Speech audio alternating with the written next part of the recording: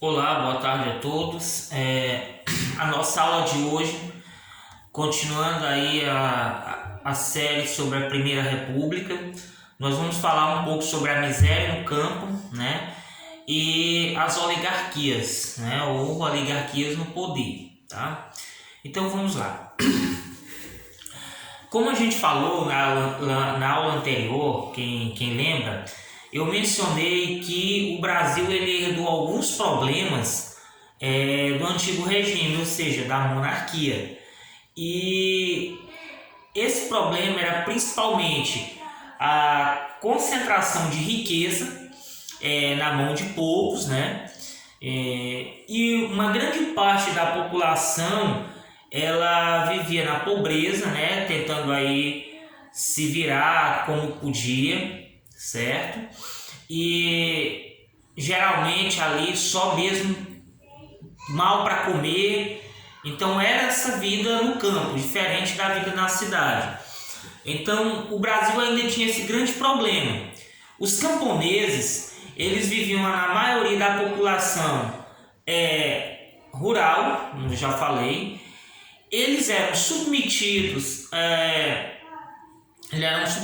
ao o poder e o domínio dos grandes fazendeiros, tá? Que produziam para esses pequenos agricultores que moravam nas zonas rurais, eles produziam para a sua subsistência, né?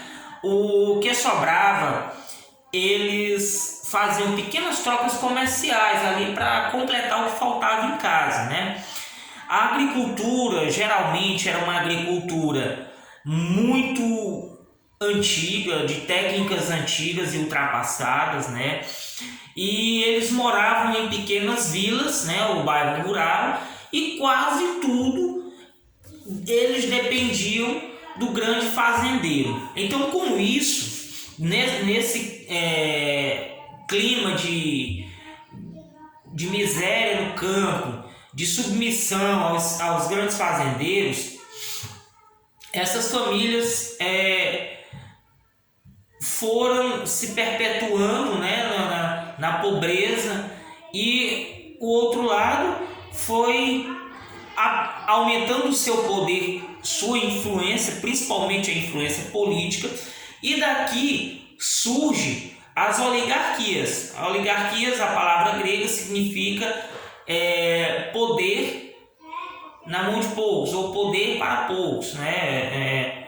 Mais ou menos se traduziria assim. E essas oligarquias, elas, durante boa parte aí do século XX, elas dominavam o cenário político, o cenário social do Brasil, né? Até aí a segunda metade do século XX, principalmente aqui na região Nordeste, essas oligarquias elas concentravam grandes poderes, certo? Então, como se deu a ascensão das oligarquias? Vamos lá. Durante o Império, como nós falamos lá atrás, o governo central ele colocava o seu poder, ou seja, ele impunha o poder, né? Ele determinava quem governava e quem ditava os rumos das províncias locais, né? Eles nomeavam quem iria governar, o que é diferente nos tempos de hoje. Hoje nós votamos para governadores, né? Deputados, prefeitos e tal. Então, na época do Império, as províncias que não eram estados ainda, elas tinham um presidente que era nomeado pelo imperador. Isso aqui nós vimos lá atrás, aquela questão que Deodoro era presidente da província do Rio Grande do Sul. Quem lembra, tá lá, né? Então, com isso, né, com a chegada da República, tudo mudou. Por quê? Acabou a nomeação para presidente, agora eram governadores, né?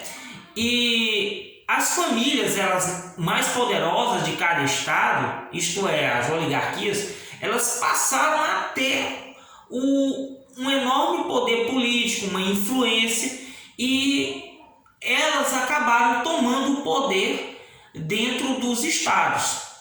Quando elas não indicavam alguém da família, né, ou o próprio chefe da família ali para ser o governador, né, se candidatava, eles indicavam pessoas e influenciavam a vida lá daqueles camponeses lá atrás, né, que viviam em suas terras, que era a maioria da população pobre, a votar nos seus candidatos. E aí surgiu uma coisa muito curiosa durante o século XX, que foi o coronelismo, tá? O que foi o coronelismo? O coronelismo ele era baseado praticamente numa milícia que surgiu aí em 1831, que era a Guarda Nacional, era um grupo de cidadãos armados que faziam parte do exército, né? E esses guardas eles foram chamados de coronéis. Esses coronéis eles eram responsáveis no tempo da regência de Feijó a manter a ordem pública nesses locais onde o exército não ia. E com a república, muito desses coronéis, dessas famílias, né, que lá atrás fizeram parte da Guarda Nacional, herdaram o título de coronel. E esses coronéis, eles, como tinham grande poder financeiro, poder político, dentro da sua área de terra ali, que tinha famílias pobres, eles dominavam aquelas famílias, né? E faziam com que esse povo votasse nele. Aí você me pergunta, mas como assim, professor? Como é que se dava tudo isso? Muito simples. A família era pobre.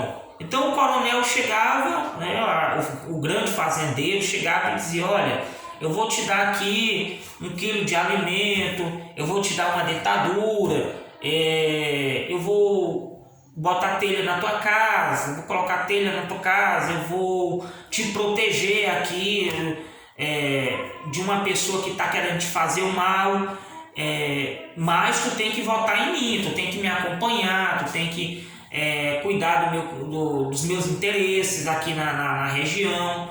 Então essas pessoas elas trocavam favores, a verdade era isso, né? Durante a Primeira República existiu muito isso, troca de alimentos, remédios, proteção, como eu já falei, dinheiro emprestado, então um emprego. Então isso aí fazia com que as pessoas pobres naquela época, né,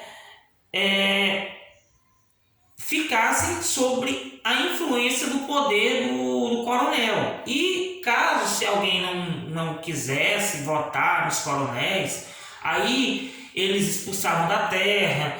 Aqui no Nordeste, principalmente aí na região de Ceará, Pernambuco, Rio Grande do Norte para lá, Bahia, principalmente na Bahia, existiam os jagunços, que eram os soldados dos coronéis, né, dos empregados que faziam aquele serviço sujo, tipo, aquele cidadão ali não votou em mim, então bota ele para fora da minha terra, eu quero que expulse aquela família. Então acontecia muito isso, né? E o coronel ele controlava esse voto muitas vezes com mão de ferro, né? Inclusive durante a Primeira República existe uma expressão chamada de voto de cabresto, ou seja, aquela família era dominada, né, como se domina um animal, qual você coloca um cabresto, um cavalo, né, e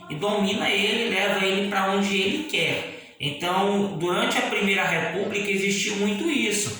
A troca de favores fazia com que o eleitor, geralmente mais pobre, analfabeto, ele votava em quem o coronel queria, né? E nessa época a fraude eleitoral era generalizada, né?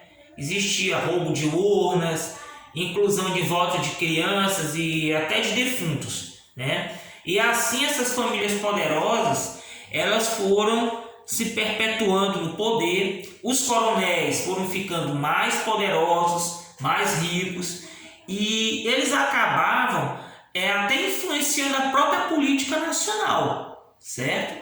Eles utilizavam-se de todos os seus meios, de todas as suas influências para isso. E essa troca de favores, ela durou até aí muito tempo, né? Até o governo de Campos Salles, até 1902, aí, ela recebeu o nome de política dos governadores, porque as oligarquias locais faziam acordos para eleger e votar as oligarquias regionais e estaduais, e as estaduais, por sua vez, votavam, né, nos presidentes de interesse daquele grupo de oligarquias, né? E como isso funcionava lá de cima para baixo? O governo federal, ele dava apoio para as oligarquias, né? E esses apoios geralmente eram verbas que as oligarquias aplicavam ali em seus redutos, tá? E ali eles faziam o que queriam. O governador, ele mandava o dinheiro para por exemplo, um prefeito daquela região na época, e o prefeito fazia ali uma praça, construía um chafariz, construía uma escola, um hospital, um posto, sei lá, qualquer coisa. E esse pessoal acabavam sempre votando e acompanhando a política dos governadores, né? Ou seja, existia ali um controle máximo sobre as oligarquias. E essa situação aí, pessoal, elas foram perdurando muito tempo, né? Até mais ou menos aí os anos 40, anos 50, principalmente aqui na região Nordeste, né? E